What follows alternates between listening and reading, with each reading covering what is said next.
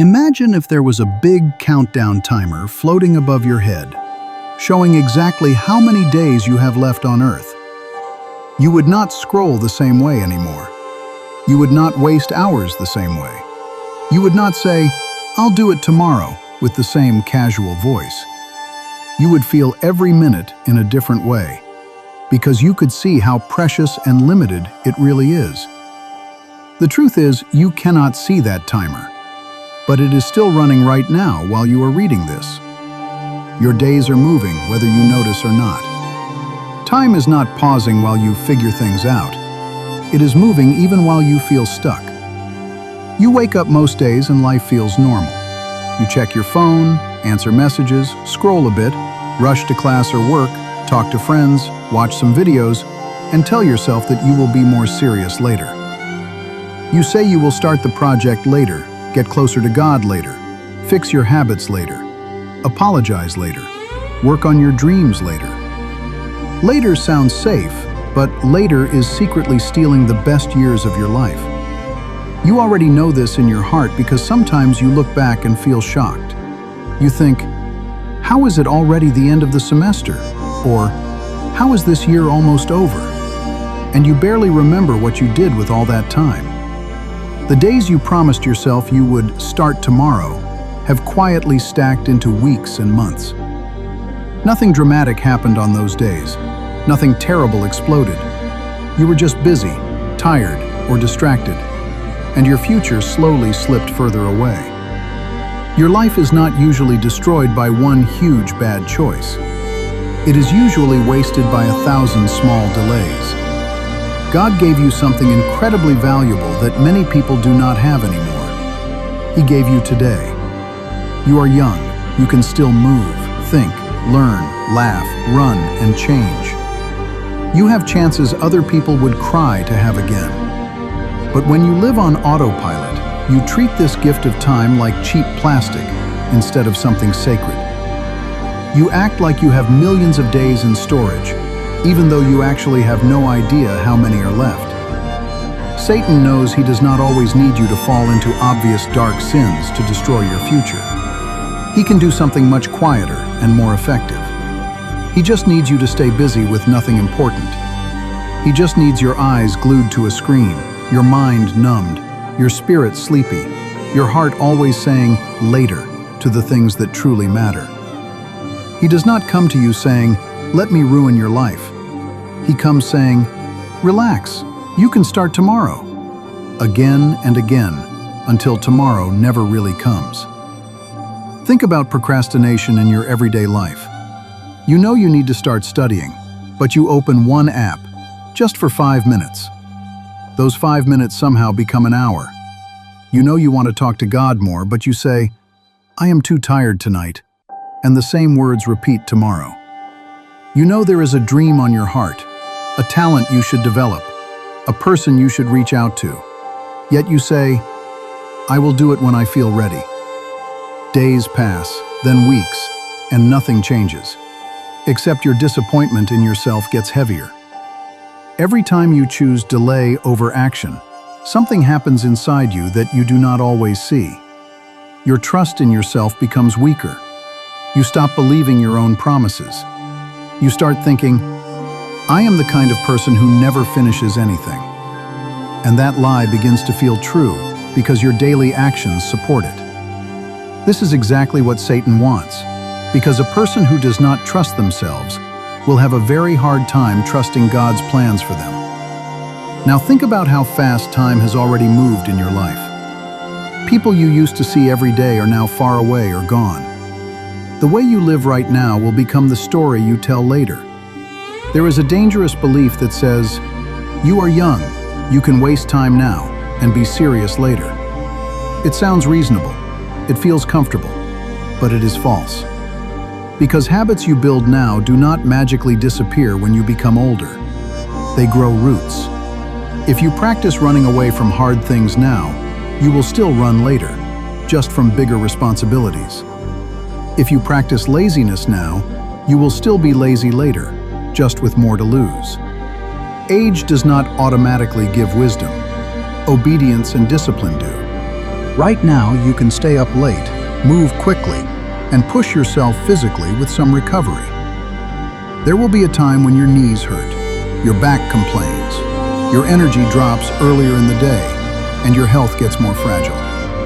There will be a time when your days are filled with work, bills, children, and responsibilities that you cannot easily pause. If you keep pushing everything to later, you may find that later your body simply cannot do what your younger self always wanted to do. One day your body will say, "I cannot," while your soul cries, "I wish I had started when I could."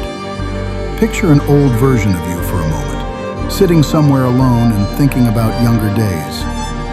What will that person feel when they remember this season of life? Will they feel peace because you tried your best to use your time, even with mistakes? Or will they feel deep regret, wishing they could come back to your age right now and shake you awake? Many older people would give almost anything to have your energy, your chances, your freedom, even for 1 week, just to live it more awake than they did. God does not want you to arrive at that older age full of regret and what if. He gave you time not to torture you, but to bless you. Every day is a chance to grow closer to Him, to build character, to use your talents, to love people, to fix what is broken, to move one step closer to the person He created you to be. He knows this world is loud and distracting, but He still calls you to wake up and live on purpose, not just float through your days half asleep. Every sunrise is God saying, "Here is one more chance to become who I know you can be." You might feel tired, stressed, or behind already, and the idea of living on purpose feels heavy.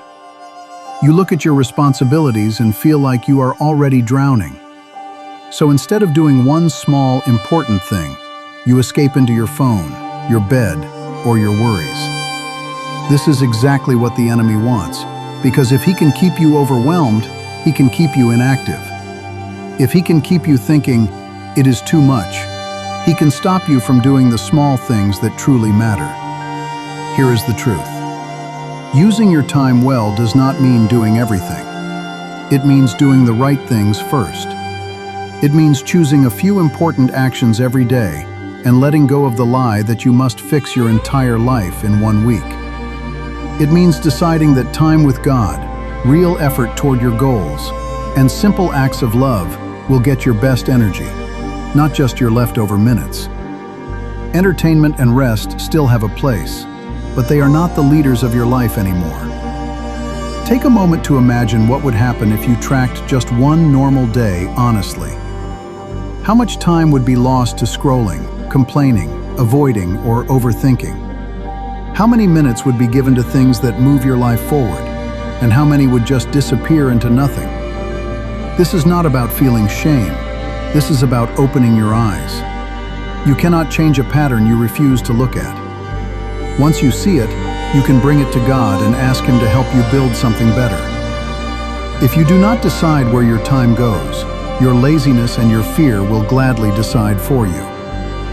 Faith is what turns a normal schedule into a holy offering. When you start your day with a simple prayer like, "Father, help me use this day for you," your tasks begin to shift. Studying becomes more than passing exams. It becomes preparation to bless future families and communities. Your job becomes more than a paycheck. It becomes a way to serve and grow. Your talents become more than a way to be praised. They become tools to lift others closer to God. At the same time, living differently with your time does not mean you will never fall back. You will still have lazy days. You will still have nights when you waste time and feel that old guilt. The difference is what you do after those days. Do you stay down and say, "This is just who I am"? Or do you get back up and say, "God, I messed up today, but with your help, I will do better tomorrow"? Jesus did not die and rise again so that you would stay trapped in the same habits forever. His grace is not an excuse to continue procrastinating. His grace is power to finally change. Yesterday is already over, but in Christ it does not have to control who you decide to be today. You might worry that if you start taking time seriously, your life will become heavy and joyless. The opposite is usually true. When you actually do what you know you should do, your soul feels lighter. Real peace does not come from escaping your life. Real peace comes from facing your life with God at your side. So what can you do right now is decide to not waste this day. You can set simple limits on your biggest time wasters. Maybe turning off certain apps during your work time, or keeping your phone away while you study. You can finish the night by asking, God, what did I do well today? And what should I change tomorrow?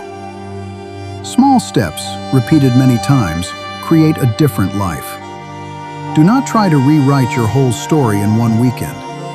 Rewrite one day. Then let that day become your new pattern. Now picture yourself in the future again, 10 or 20 years from now, remembering this exact season. Maybe you are talking to your child, a student, or a younger friend who is struggling just like you are now.